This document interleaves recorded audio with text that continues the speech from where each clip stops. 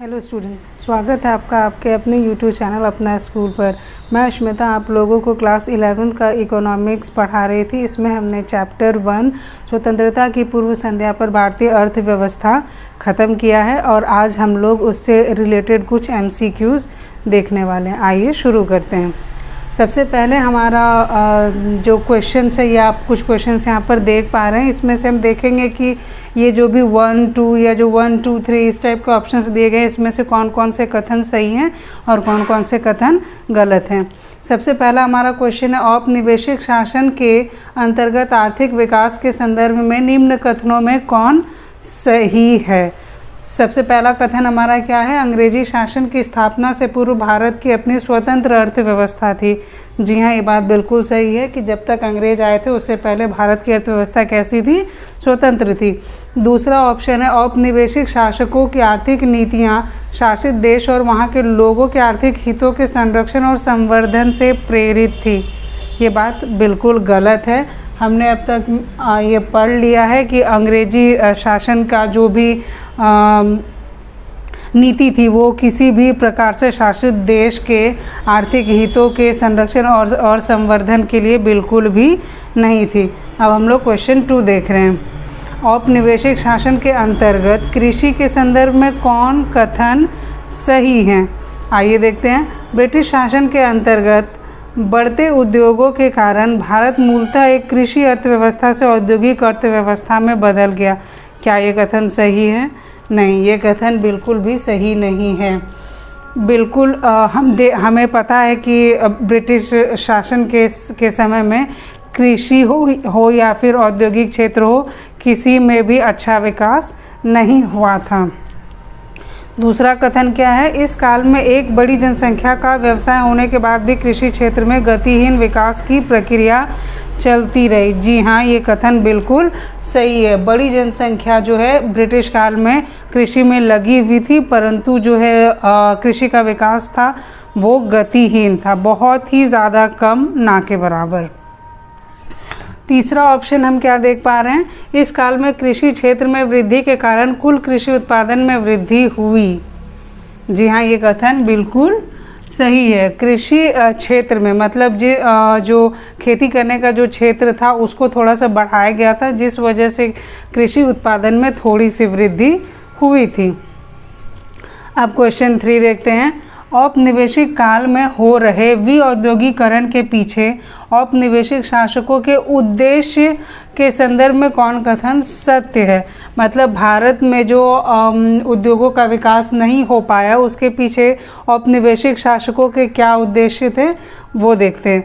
सबसे पहला ऑप्शन हम क्या देख रहे हैं, वे भारत को इंग्लैंड में विकसित हो रहे आधुनिक उद्योगों के लिए कच्चे माल का निर्यातक देश बनाना चाहते थे। क्या ये बात सही है? जी हाँ, हम सबको पता है ये बात बिल्कुल सही है कि उनका उद्देश्य क्या था, भारत को इंग्लैंड में जो उद्योग विकसित हो रहे थे उनके लिए कच्चा माल प्रदायक देश बनाना। दूसरा ऑप्शन क्या है, वे इंग्लैंड में विकसित हो रहे आधुनिक उद्योगों के उत्पादन के लिए भारत को ही एक विशाल बाजार बनाना चाहते थे। ये भी हमने पढ़ा है और ये कथन भी बिल्कुल सत्य है कि इंग्लैंड में जो भी उद्योग विकसित हुए थे वहाँ पर जो निम्न स्तर के जो सामान बनाए जाते थे कम दाम वाले, उसे भारत के विशाल बाज़ार में लाकर बेचा जाता था। ये कथन बिल्कुल सत्य है। अब हम लोग क्वेश्चन नंबर 4 देखते हैं।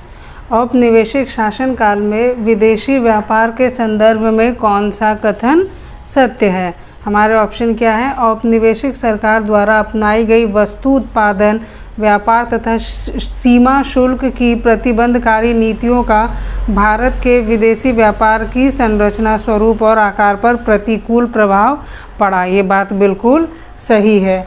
ऐसी नीतियां बनाई गई थी जिससे कि भारत के उत्पादन पर भी, व्यापार पर भी और सीमा शुल्क की जो प्रतिबंधकारी नीतियां बनाई गई थी ताकि और देश भारत के साथ व्यापार आसानी से ना कर सके और भारत जो है वो अपना व्यापार इंग्लैंड के ही साथ करे, इसलिए ये सारी नीतियां बनाई गई थी और जिसका क्या हुआ, भारत के जो विदेशी व्यापार पर कैसा प्रभाव पड़ा, प्रतिकूल प्रभाव पड़ा। हमारा पहला ऑप्शन सही है। दूसरा ऑप्शन हम देखते हैं, इस काल में भारतीय आयात निर्यात में निर्यात का आकार आयात के आकार से बड़ा बना रहा। क्या ये कथन सही है? बिल्कुल सही है। भारत का जो आयात और निर्यात मतलब सामान को बाहर भेजना और जो बाहर दूसरे देशों से जो सामान भारत में आया, तो ये जो आयात और निर्यात की जो प्रक्रिया रही, इसमें किसका आकार बड़ा रहा? निर्यात का। मतलब भारत से सामान ज़्यादा बाहर गया, किस रूप में? कच्चे माल के रूप में बाहर गया, तो किसका आकार बड़ा रहा? निर्यात का आकार बड़ा रहा। तीसरा ऑप्शन हमारा क्या है? इस काल में निर्यात अधिशेष का सोने और चांदी के प्रवाह पर कोई प्रभाव नहीं पड़ा। बिल्कुल सही बात है। निर्यात ज़्यादा होने के बाद भी सोने और चांदी के प्रभाव पर इसका कोई प्रभाव नहीं पड़ा। अब हम लोग नेक्स्ट क्वेश्चन देखते हैं, क्वेश्चन नंबर 5। ये हमारा क्वेश्चन है, औपनिवेशिक शासन काल में भारत में जनांकीय परिस्थिति के संदर्भ में निम्न में कौन सा कथन सत्य है? जनांकीय परिस्थिति जो हमने जनसंख्या के बारे में पढ़ा था, उसके बारे में हम लोग देखेंगे कि कौन कौन से कथन इसमें से सत्य हैं। सबसे पहले हम कौन से कथन सत्य हैं देखते हैं।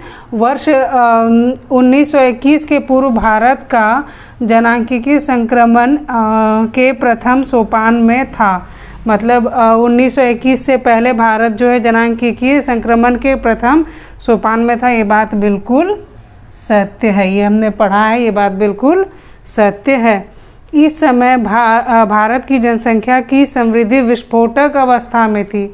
क्या ये बात सही है? नहीं, बिल्कुल भी सही नहीं है। उस समय जो है भारत की जनसंख्या जो है इस तरीके से नहीं बढ़ रही थी कि वो विस्फोटक के अवस्था में थी। तीसरा ऑप्शन है क्या है? इस काल में जीवन प्रत्याशा स्तर 35 वर्ष से भी कम थे। जी हाँ, बिल्कुल हमने पढ़ा है, उस समय लोग ज़्यादा वर्ष नहीं जी पा रहे थे। इस काल में सकल मृत्यु दर बहुत ऊंची थी। ये कथन भी बिल्कुल सत्य है। इस काल में जो ये 1921 के आसपास का जो काल है, उस समय लोगों में जो है हमारे जनसंख्या में जो है वो मृत्यु दर भी बहुत ही अधिक थी। ये बात बिल्कुल सत्य है। अब हम लोग क्वेश्चन नंबर 6 देखते हैं। ब्रिटिश काल में भारत की राष्ट्रीय आय गणना में किसके अनुमान को महत्वपूर्ण माना जाता है? हमने पढ़ा है कि ब्रिटिश शासन काल में जो है कुछ लोगों ने राष्ट्रीय आय की गणना की कोशिश की थी, जैसे दादा भाई नौरोजी हो गए, विलियम डिग्बी हो गए। तो इस तरह में हमसे क्या पूछा जा रहा है कि किसके अनुमान को महत्वपूर्ण माना जाता है? तो किसके अनुमान को महत्वपूर्ण मानते हैं? डॉक्टर VKRV राव के अनुमान को, डॉक्टर VKRV राव के अनुमान को ज़्यादा महत्वपूर्ण माना जाता है। नेक्स्ट क्वेश्चन देखते हैं हम। टिस्को की स्थापना कब हुई थी? टिस्को क्या है? Tata iron and steel company जो है, इसकी स्थापना कब हुई थी? इसकी स्थापना हुई थी 1907 में। कहाँ? जमशेदपुर, झारखंड में, जमशेदजी टाटा के द्वारा। नेक्स्ट क्वेश्चन है, स्वेज नहर किन दो सागरों को जोड़ता है? हमने स्वेज नहर के बारे में चैप्टर में पढ़ा है। तो स्वेज नहर किन दो सागरों को जोड़ता है? इसका आंसर क्या है? भूमध्य सागर और लाल सागर। भूमध्य सागर और लाल सागर। नेक्स्ट क्वेश्चन हम देख रहे हैं, स्वेज नहर किन दो महाद्वीपों को अलग करता है? स्वेज नहर किन दो महाद्वीपों को अलग करता है? एशिया और अफ्रीका को। एशिया और अफ्रीका। एशिया और अफ्रीका। क्वेश्चन नंबर 10 हम देख रहे हैं, भारत में पहली जनगणना कब हुई? तो भारत में सबसे पहली जनगणना कब हुई थी? 1881 में। यहीं से भारत में जनगणना की शुरुआत हुई और उसके बाद प्रत्येक 10 साल के बाद जनगणना होती है। हम नेक्स्ट क्वेश्चन देख रहे हैं, क्वेश्चन नंबर 11। 1921 के जनगणना के अनुसार भारत में साक्षरता दर कितनी थी? अगर हम याद करें तो भारत में साक्षरता दर उस समय 16% से भी कम थी।